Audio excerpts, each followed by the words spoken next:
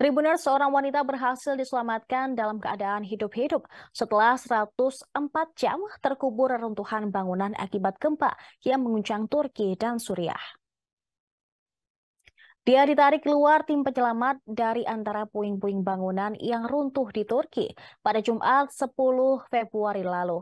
Para kru kemudian mengangkat wanita tersebut yang bernama Zeynep Kahraman yang berusia 40 tahun dengan tandu melewati balok beton yang hancur di kota Kikirikan, Turki. Pemimpin tim penyelamat Stephen Bayer menyebut hal ini seperti sebuah keajaiban.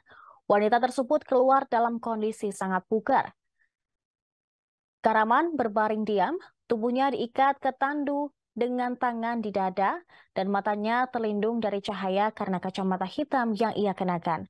Adik perempuannya bernama Zeubeide memandangnya dan terlihat memeluk seorang pekerja dari tim pencarian dan penyelamatan internasional Jerman atau ISAR. Keluarga Kahraman mengatakan mereka telah menunggu 2 hari sampai tim penyelamat tiba setelah gempa bumi mengguncang pada Senin pagi.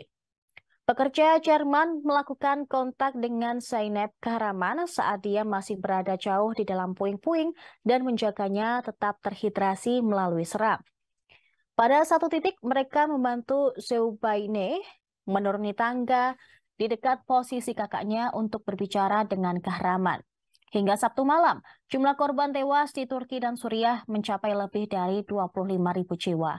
Sedikitnya 670.000 orang sangat membutuhkan makanan di kedua negara setelah gempa.